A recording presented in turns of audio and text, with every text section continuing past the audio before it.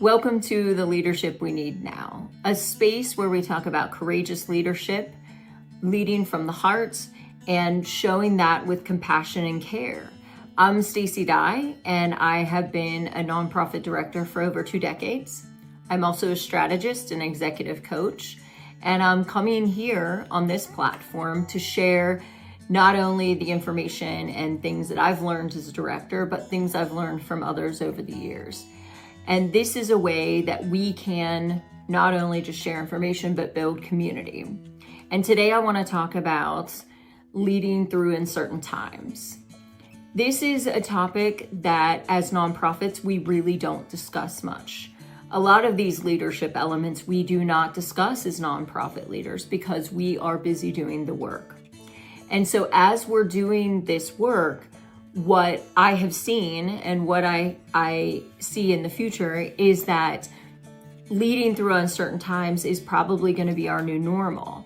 To not know if the program or project that you've been working on or that you've invested years, sometimes decades in, is still going to be around in the future is very, very unsettling.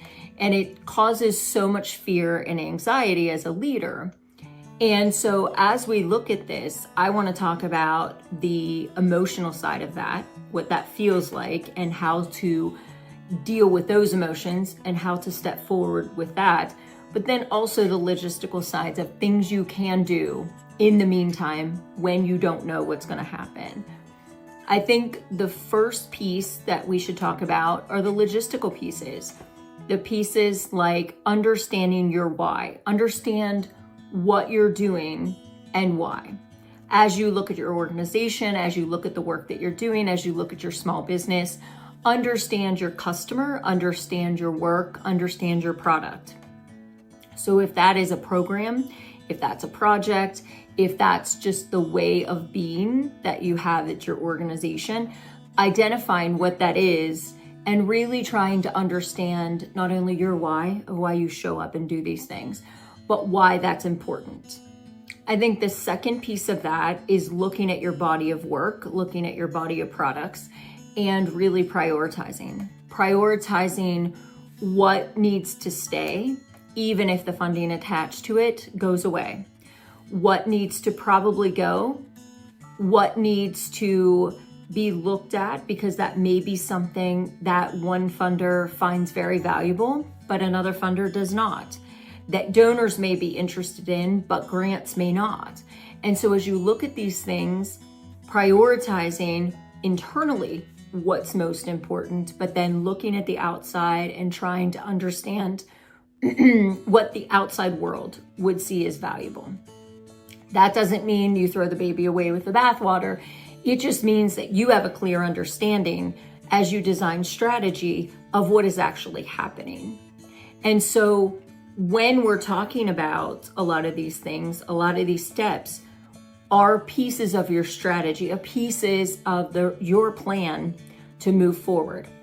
When you have very little control, when you have very little knowledge or understanding of what's going to happen, you have to be nimble and flexible and resilient, because all it takes is a red pen for someone to eliminate something, for politicians to come in and say, we don't like this program, we don't think this is effective, we can erase it.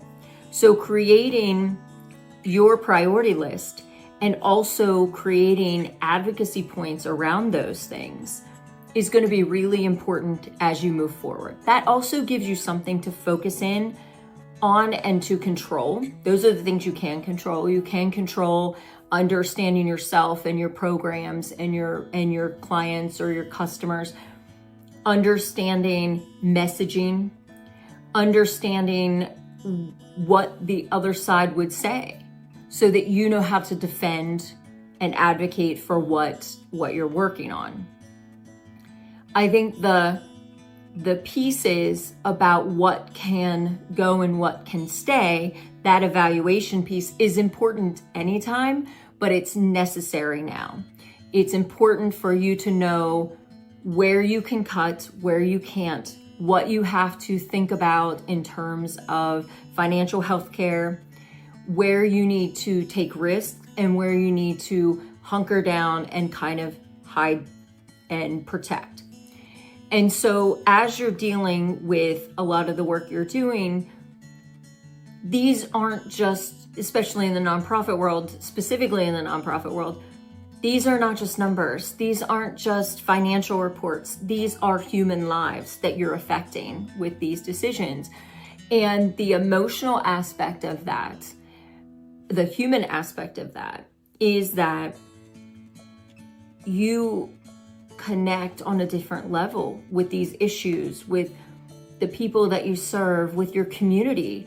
And so detaching and being able to do the logistical work is definitely important, but also understanding that there is grief attached to this.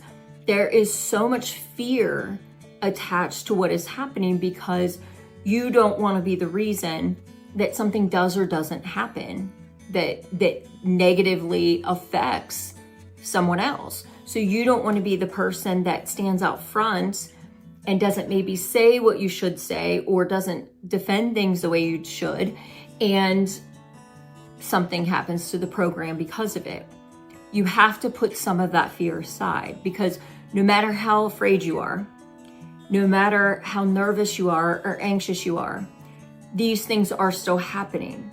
So to stand in fear, to stand paralyzed and not know how to respond isn't a response. It is something that can harm, not help. And so if you are busy doing the work, and I know that, funders will tell you,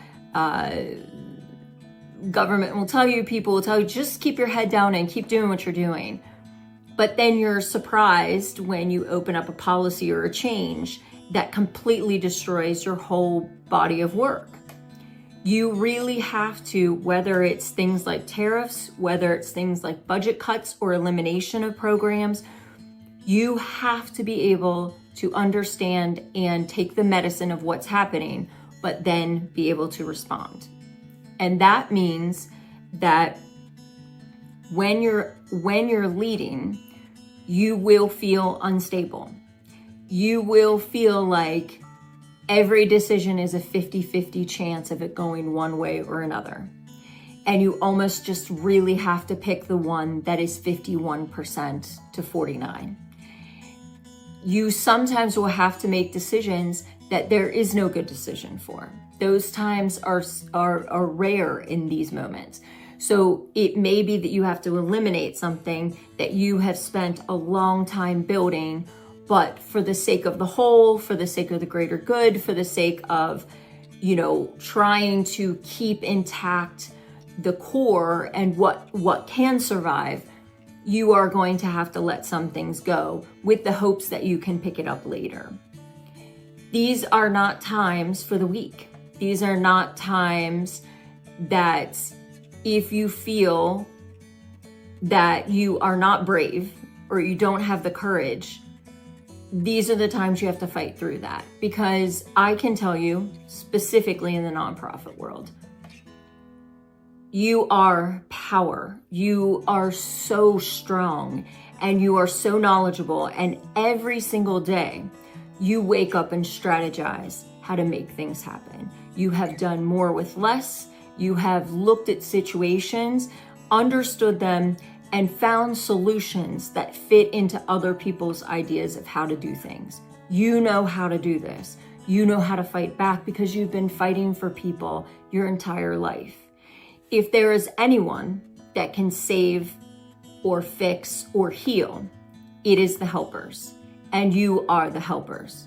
And so it's not a time for you to worry or be afraid of being uncomfortable. I am uncomfortable right now. This is not the long-term strategy that I was looking for, but this is the strategy to connect with more people, to understand that we need to build community. We need to build a network, a relationship with each other where we show not only mutual support, but mutual help, and find ways to get through these times. Leading in uncertain times is what you have done. as a nonprofit leader. You have always led in uncertain times. Very rarely is there any stability or long-term relaxation that you can ever experience. You have year-to-year grants. You get 1 year to do something. You have a small amount of money to do a big amount of projects. You know how to do this. But we have to step into a new phase where we move into advocacy.